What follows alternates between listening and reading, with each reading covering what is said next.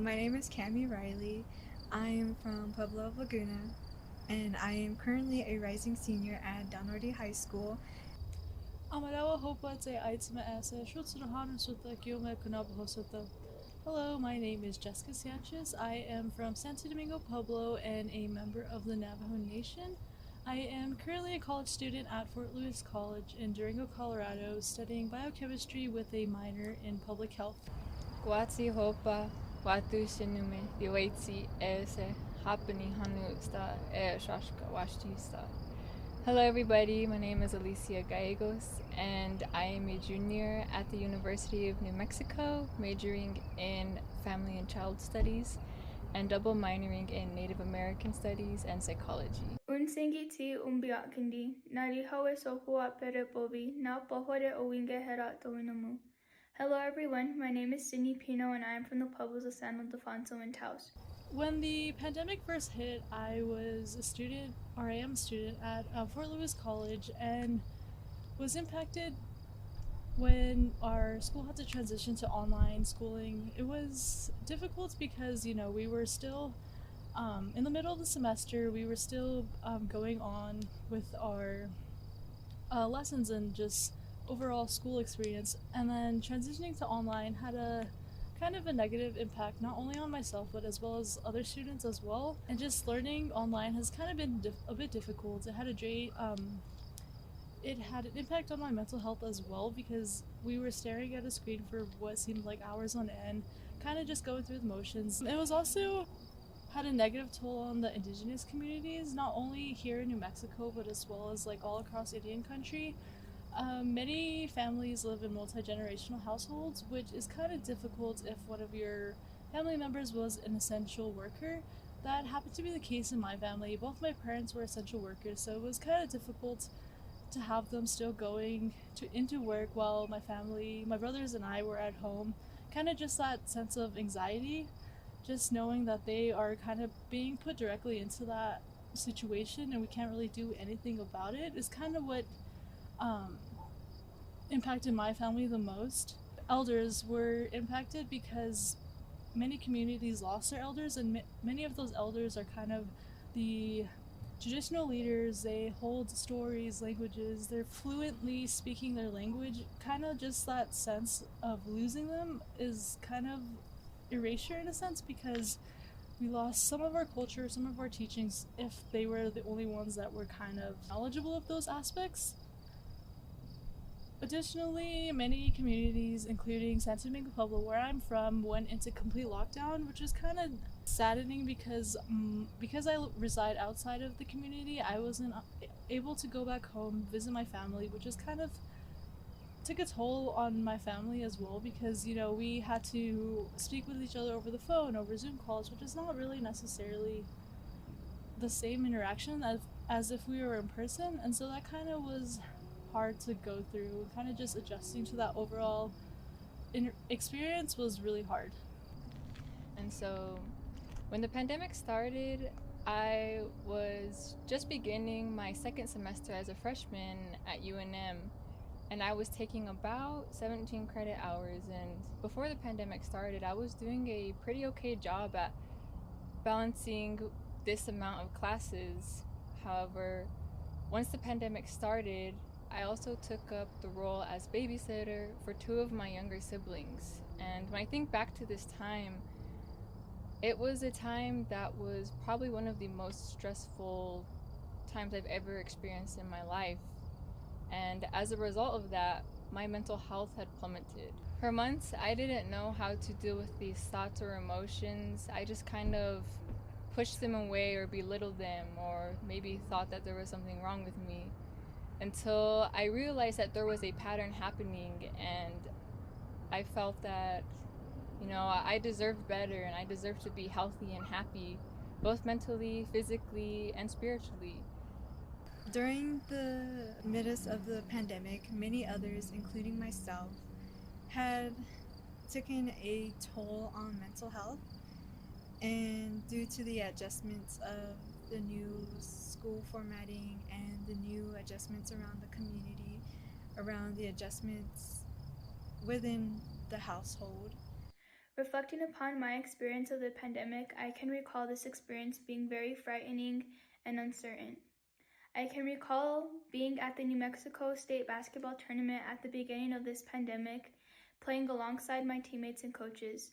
I can recall leaving the Santa Ana Star Center where we were playing and getting a phone call from the school saying that we needed to return to school to pick up our belongings as we would be sent home for 2 weeks given the circumstances of this pandemic. While at home, a few weeks later, we also received a call saying that the 2-week break would then turn into the rest of the school year. We were to stay home for the rest of the year and be able to adjust to online learning platforms that were very new and strange to me. In the beginning of this pandemic, it was very scary and it was very stressful for me to be able to adapt to new ways of learning and a new way of life stuck at home. While at home, I had to do a lot of adult responsibilities such as taking care of the house and taking care of siblings. It was really hard having to adjust to new ways of learning on online platforms at home while also not being able to engage in traditional and cultural activities. It was really hard and it was really stressful for me to be able to adapt to this change and new way of life. It is something that I never expected, and it was very difficult to just be able to be hopeful during this time, and especially during a time of uncertainty where we were unsure of what was going to happen or what was in store for the next day. A lot of things were taken away in a matter of an instant, and that's what made it especially hard, not only for myself but for my family. In addition, my family struggled financially, and therefore I had to pick up a job all while balancing at-home responsibilities and online schoolwork. It was definitely a very difficult time, but through it all, we were able to persevere. One of the things also that made me sad throughout this pandemic was the fact that I felt disconnected from who I was as a Pueblo person. I had been learning so much months prior to the pandemic about our culture and our ways of life from family members and even just attending ceremonies. So when we could no longer do that, I felt that that had been taken away from me. And not only that, I was worried about my people and my family and their health. Throughout the pandemic, we were forced to quarantine, self-isolate, kind of just have that sense of urgency. I feel like it was kind of just a prevalent feeling amongst everybody. Something that I also experienced heavily was just this idea of like languishing, which is kind of not necessarily, you're not happy, you're not depressed, but you're kind of just in that blah feeling, I guess you could call it. It was something that I had to combat. And, you know, there's typically a stigma around mental health. While in the middle of the pandemic, I became accustomed to the new ways of life and to the new ways of online academic learning. However, in the process of it all, I began to fall short and began to struggle with my mental health. I had my first experiences with anxiety and depression and developed a low self-esteem. It was a very difficult time for me and my mental health. It was a time of doubt, frustration, and loss, and it was a time that I really felt hopeless and didn't see the light at the end of the tunnel. In the middle of the pandemic, I found out that I would lose out on my senior year of high school and that I would not be able to participate and engage in various activities such as athletics, prom, homecoming, and a lot of other factors that primarily make up one's senior year. It was really hard for me during this time, and I did not find any hope in anything at all. I felt really down, and I felt as though a lot of my academic efforts were down the drain as we were unsure if we were going to have a graduation or not. While all of this was happening with senior year, we also lost a lot of family members during this time, and we also had some experiences with COVID-19 within my family. It was really hard during this time, and having family members at home sick with COVID and having to be locked down and take care of one another. It was really hard on my mental health, and I put a lot of pressure on myself, especially with school. There were a lot of factors with school that contributed a lot to my stresses and worries of what was to come. There was a lot of pressure with having to do schoolwork and also having a lack of motivation and not wanting to engage in schoolwork or even class, and that's what made it really hard. And also missing out on our tradition and culture was really hard and affected my mental health as well. Throughout the year, we are really busy within our communities with various feast days and dances and ceremonies, and it was really hard not having that and being a part of that within my community. And it was just like a part of my identity was taken away from me, which made it really hard on my mental health overall. I wanted to overcome that stigma, and through that I was able to find a coping mechanism that I felt was really helpful for my own health, and that was running.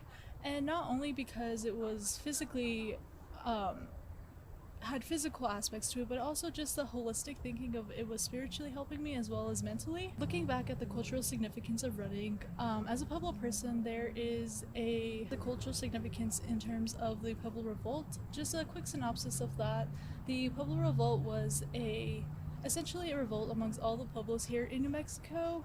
It was to overcome the Spanish colonization that happened, and it was led by Pope, who was a leader in Okayewinge, and kind of just understanding that running had a part of that, as running was used to inform the other pueblos of this uprising, and kind of just understanding that we have cultural ties to running was something that kind of just made me realize, that running is not only just for your overall health, but kind of just understanding that resilience that goes along with it. Tying running into mental health, I was introduced to this organization called Running Medicine, and their approach to running is that running is medicine, and kind of just understanding this holistic way of thinking that running is not only physically helpful but also mentally as well as spiritually, and understanding that overall concept is just something that I took to heart. I also got my family involved in running. We would go, after my parents came home from work, we would go outside, take a couple minutes, and kind of just go for a run, and it was kind of something that we did together as a family, which also helped me with my mental health because it was something that I looked forward to doing every day, and just being outside was something that brought me happiness and something that I will continue to do with my family. Within that time of adjustment, I had used the outdoors prior to connecting to myself and learning how to appreciate what's more to life throughout the pandemic. And it also helped create a better mental health state for myself and others, but it also helped me uplift others that were around myself too. After taking that step and reaching out, asking for help, I felt ready to seek additional guidance from a professional. I took advantage of an on-campus resource that provided free counseling for students. Utilizing both traditional medicine and healing practices in a combination with a more westernized approach to mental health and healing has got me to where I am today. And I feel grateful and blessed to say that I love where I am today and the place I'm at, the mental state. However, I do want to acknowledge and explicitly say that healing is not a linear process. It has its ups and downs, and some days feel better than others, some days feel worse than others. Although my healing journey is still in progress, I can say that I am proud of myself for getting to where I am right now, and I am incredibly grateful for the resources and knowledge that I have gained and utilized along the way. It has made me a stronger person, and I know as a collective we have become stronger because we are here now. Recognizing that running was a positive experience that I had, I used that as a coping mechanism and sought out resources that helped me to further that experience. With a local organization here in Albuquerque known as the Native Health Initiative, they have a program called Running Medicine. Running Medicine was an organization that greatly helped me in kind of just understanding that running is medicine, and kind of just realizing that it not necessarily has to be running for your physical well-being, but kind of just understanding that just getting movement in doesn't matter if it's running, walking, going for a hike, whatever it be.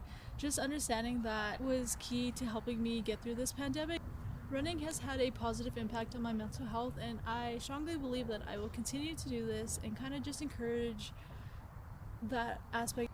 Given this experience that we have all gone through together, I want to be able to encourage youth to not be afraid to ask for help or seek help, whether that be through a family member, an on-campus resource, or through some organization. There's always someone who's going to be willing to listen and want to help and reach out and give you that helping hand